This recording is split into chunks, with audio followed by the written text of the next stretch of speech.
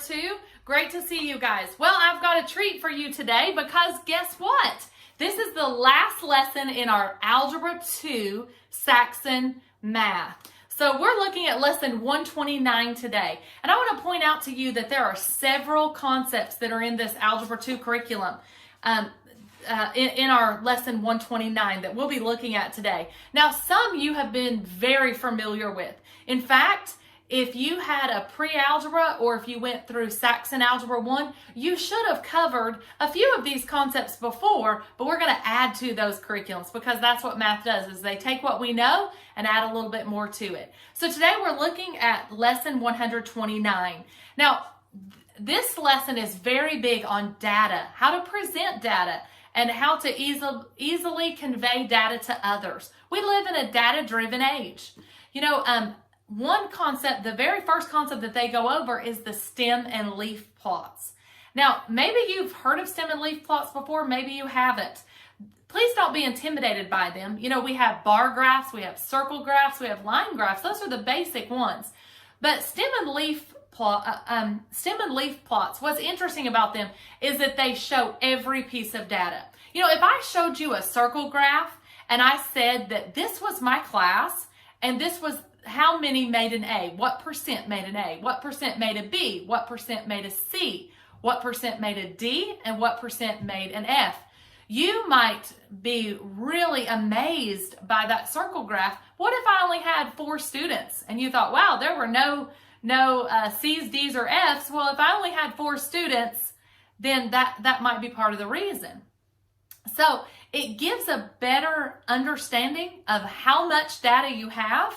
Have you ever seen maybe a data display of some type of, maybe they're trying to convince you to buy a certain product, and they might tell you, well, this percent of people, well, have you ever read the fine line down below? Maybe they only polled 3 people. Well, if 100% did it, but they only asked 3 people, that might be part of the reason. So that's why data and how you display data can be so crucial, right?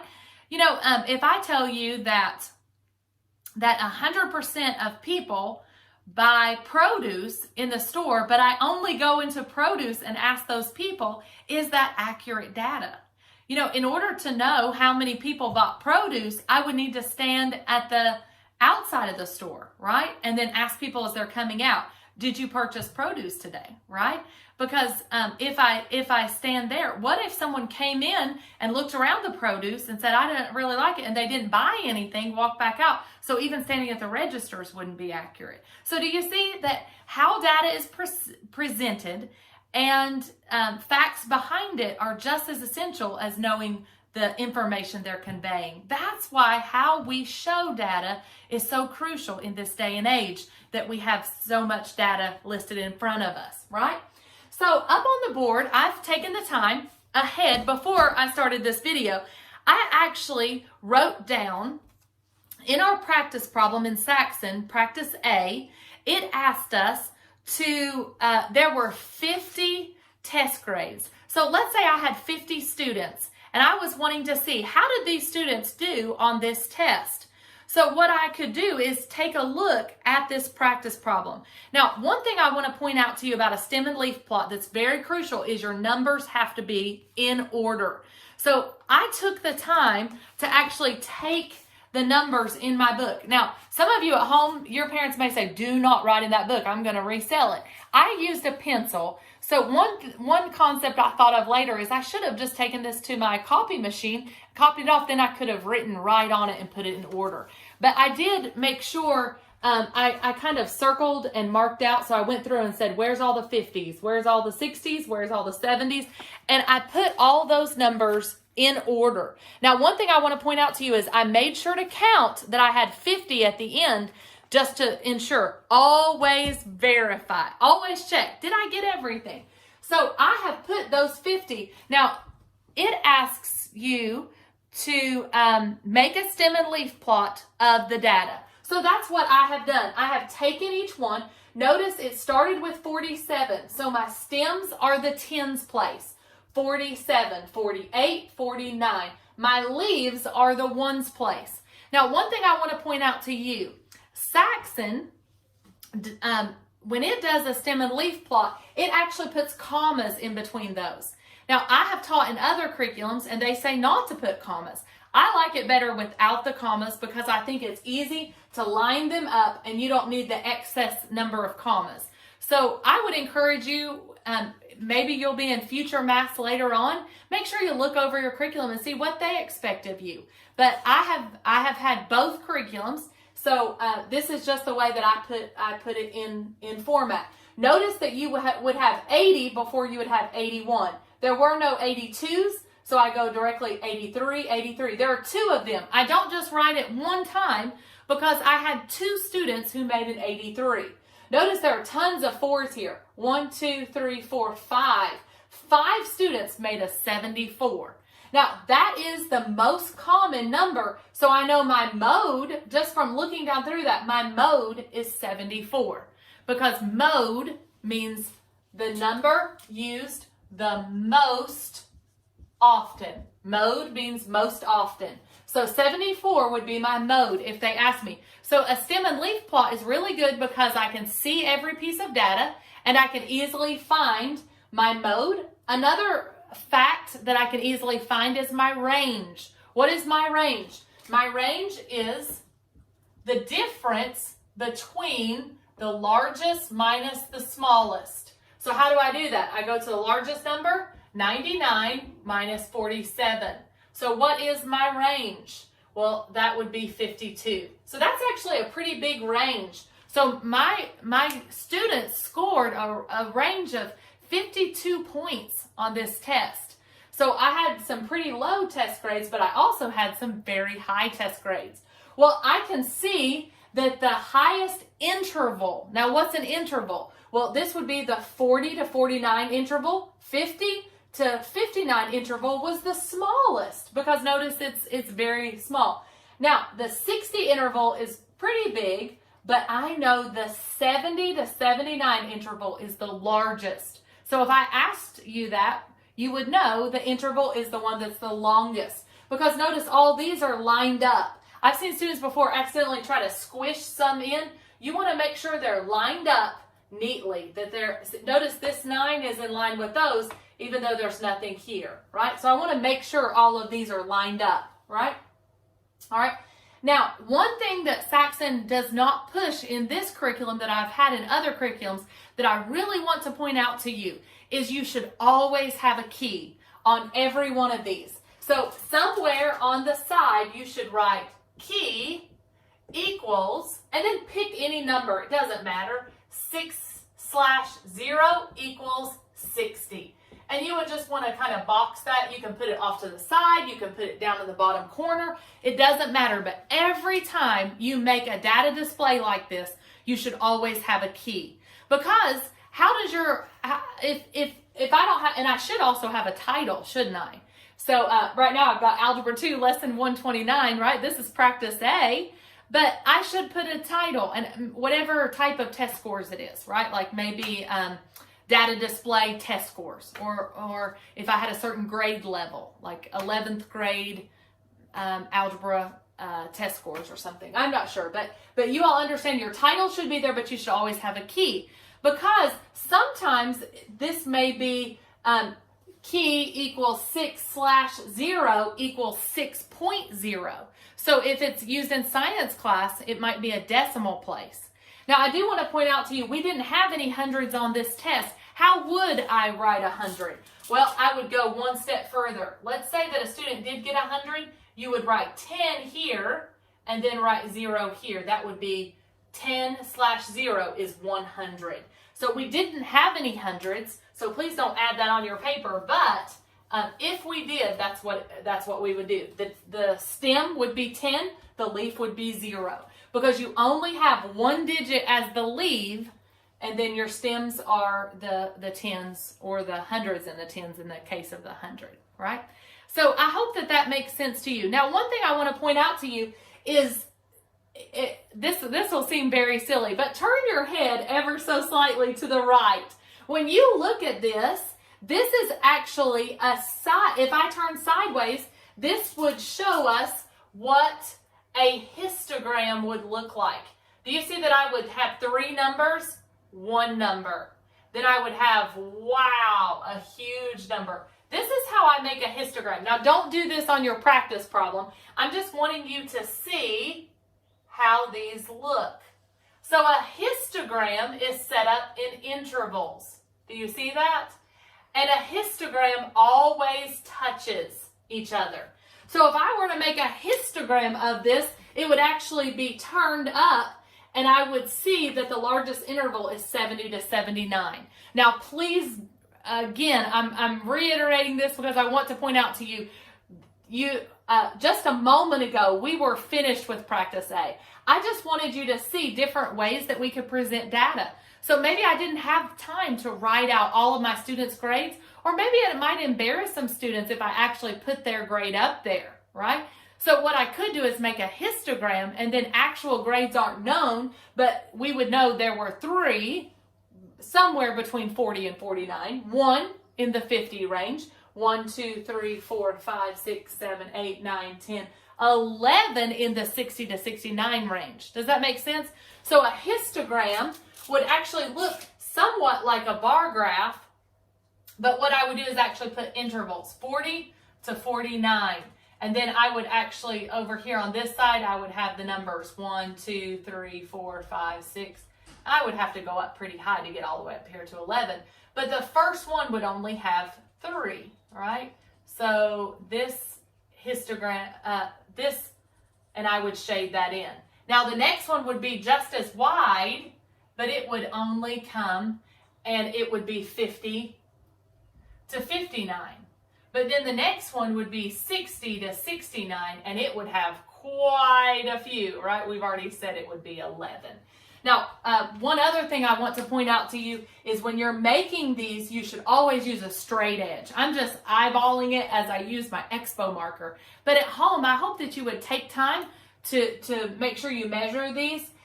One year, I was teaching a pre-algebra class, and it was very interesting because they gave students different data displays and said, what's wrong with this? And there was one data display where it was 2 different salesmen, and it was their sales record. Well, one salesman had made his cars look a lot bigger, so it looked like he had sold more than someone else had, but it was his data display that was deceiving.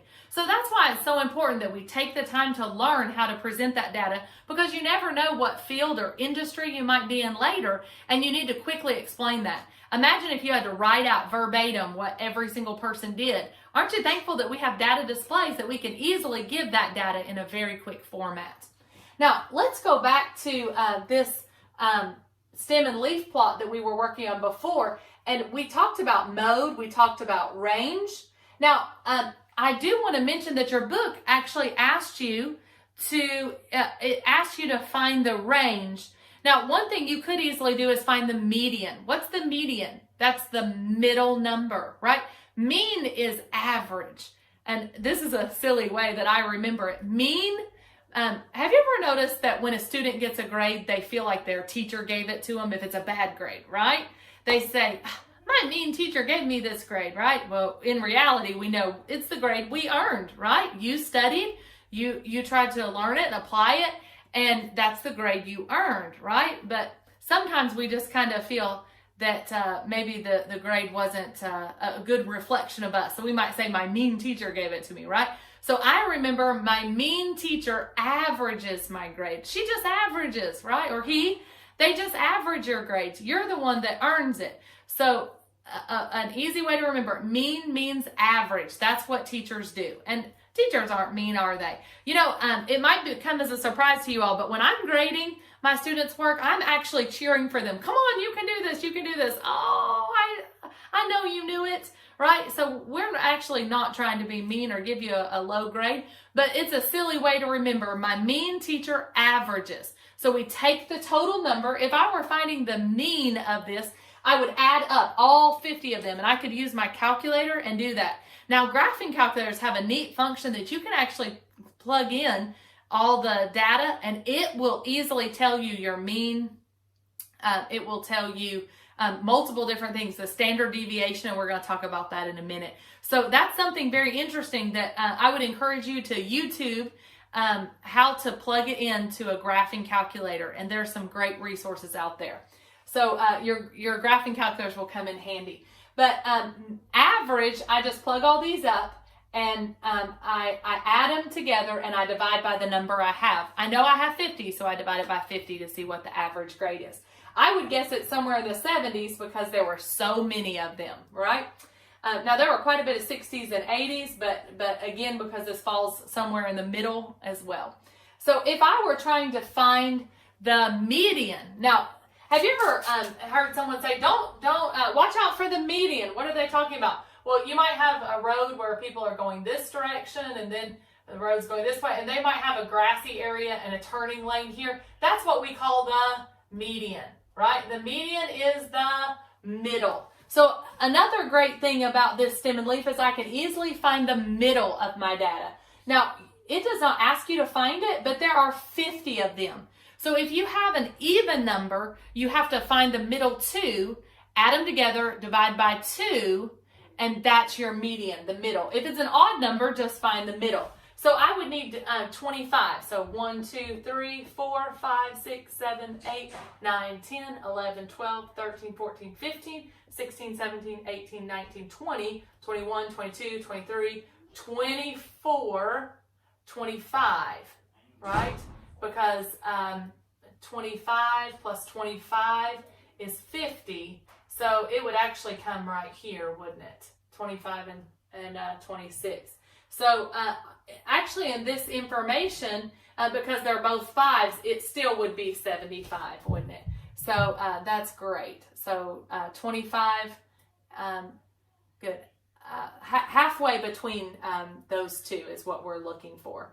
So 25 plus 25. So good job, good job. Sometimes they're not an even number.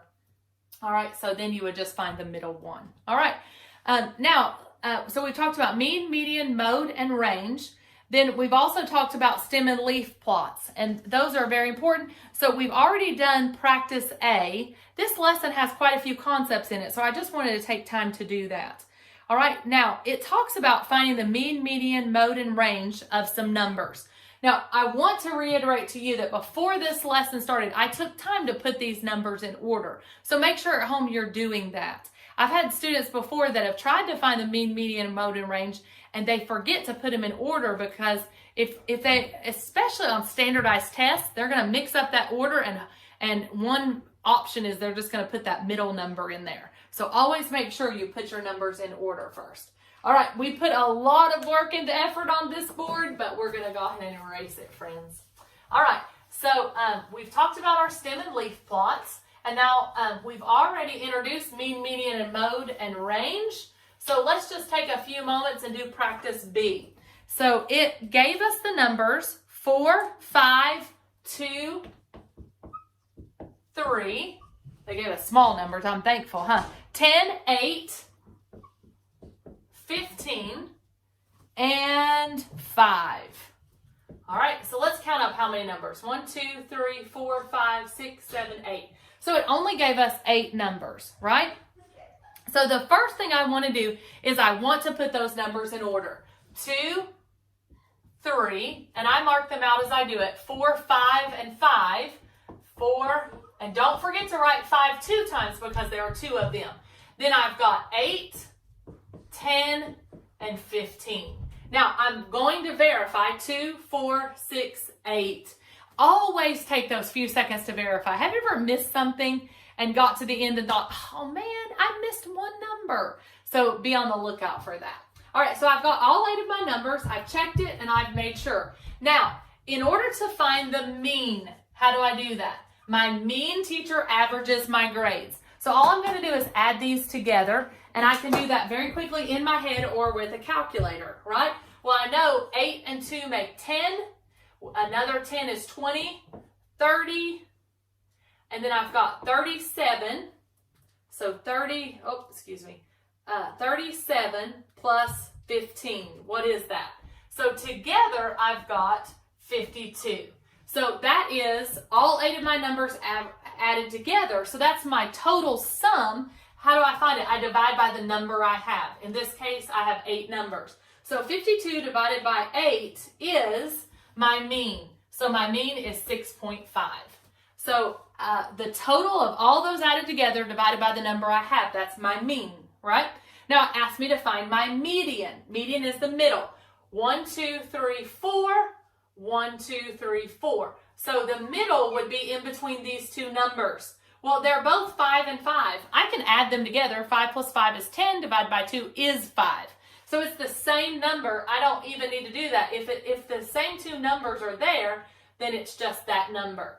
But I don't count it.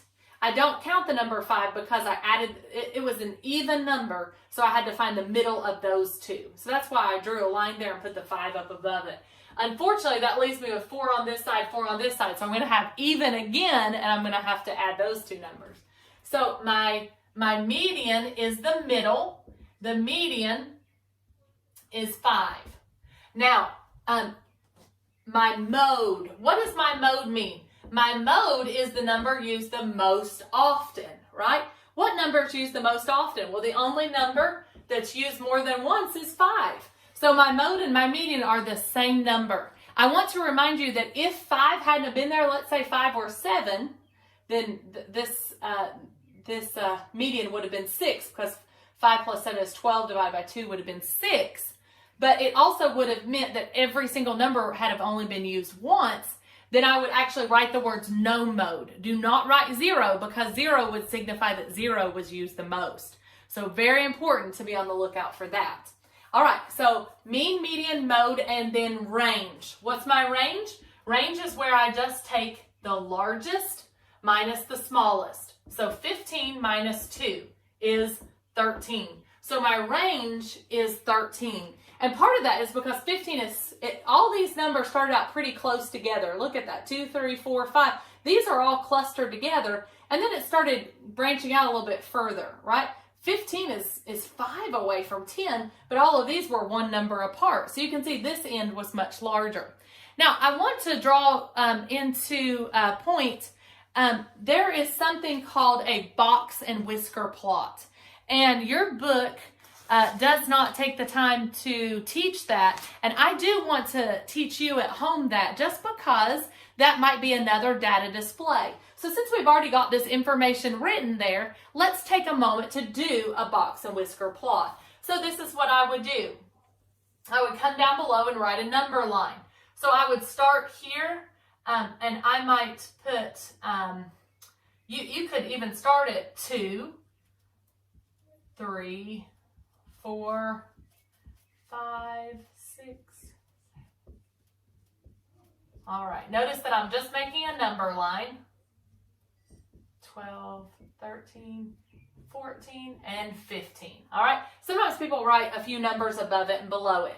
Now, the first thing you would do is you would, some people actually draw it right on the line, or some people draw it up above it so that way it's clear. But the 2, I put a dot, and the 15, because those are what we call the outer extremes. So that's my beginning number, and my ending number is 2 and 15. Now, my median was 5. Now, do you notice what that means is most of my data is clustered over here. Do you see that? Because these two dots are so close together, and then these are skewed so far apart. We might call 15 an outlier because it's so much further out than the others, right? All right, now, there's actually a mathematical way to determine if something is an outlier, and probably 15 is not far enough. If it had been closer to like 30 or 50, then it definitely would have been an outlier, because it would have been so far extreme, and that dot would be way much further, right? All right, but just in common terms of just saying it's much further out than the other. Now, I've found the outer extreme, both extremes. Now, what I need to do is find the average of each half, and we call this a box and whisker. And what it does is it easily divides my data into not just halves, but also quarters. So what I'm doing is I'm finding halfway, and then I find halfway of each halfway, right? So let's come over here. I've got 1, 2, 3, 4. So these would be the middle 2 of this lower half, right? And we actually call it lower quartile in box and whisker plots because it's a quarter of the data that we're looking for. So this would actually be 3.5. And the reason for that is it's halfway between 3 and 4. So I would actually write this here. So this is, each of these are quartiles. I'm dividing it up into 25%. Now, 1, 2, 3, 4. So I'm looking for the middle two of these. So halfway between 8 and 10 is 9. Or I could say 8 plus 10 is 18. 18 divided by 2 is 9. So I'm going to put another dot here. Now what I do is I actually make my box and whisker. And what you do, you actually draw a line all the way through it. And then each of the dots on the end are the whiskers. And then here's your box. All right. So you guys, we just took a little bit of data and I divide this halfway. So now I know, and I just took these 8 numbers and I made what I call, what we call a box and whisker plot. So I know 25% of the data falls, and here, because it's not right on it, I should mark it 3.5, and here it's 9. So since it's right on the number. So the only one I'm going to mark is this 3.5 since it's a decimal, right? So I know that 25% of the data falls between 2 and 3.5. 25% of the data falls between 3.5 and 5. 25% of the data is 5 to 9. And then 25% more is from 9 to 15. Do you see that? And it also shows me that this part is stretched much further apart. This is very close together. So I could actually give you information about this. I could say, 50% was 5 or lower, right? So just because half. Or 50% was 5 and above, right? Or 75% was 9 and under. Do you see where I'm getting my percents from? Because each little part is 25%. And we call these quartiles, right? So this is my lower quartile, my upper quartile, my upper extreme, and my lower extreme. So these are all terminologies with box and whisker plots. Now, I know your book teaches you histograms. It teaches you stem and leaf plots. So I wanted to take time to just show you a little bit more. I have taught this before in a pre-algebra class, but I'm not sure if some of you who might have had a different curriculum may not have had opportunity to learn about that data display. All right, very interesting. Now, the last piece of information that we're going to talk about is central tendencies. Now, your book shows you that when we look at graphs, typically we can count on things going in kind of this central tendency. If we think about grades, there's a smaller amount of students who make A's, and then on average, more students fall between the B and C, right? And then there's a few that struggle, right? So looking at this curve, that's usually typically how we see a lot of things, like people with singing abilities, right? Or just different things we can see that we call that frequency distribution. It's a normal curve of just different things that we can see. Now, your book shows you that and what that typically looks like. Sometimes as teachers, we have to look at students' grades. Let's say that I had all of my class getting an A. And you might say, well, that would be really good, right? Well, the reality is if I don't have a normal curve, that means I may be making my test too easy, right? That might be a reality. Now, what if I had a whole bunch on the other end? So as a teacher, it's important that I take time to look over my students' grades and see, maybe I wasn't as clear in that concept as I thought. And sometimes I can look at a grade distribution and think, oh, a lot more students struggled than I thought. So I'm going to go back and reteach that concept, right?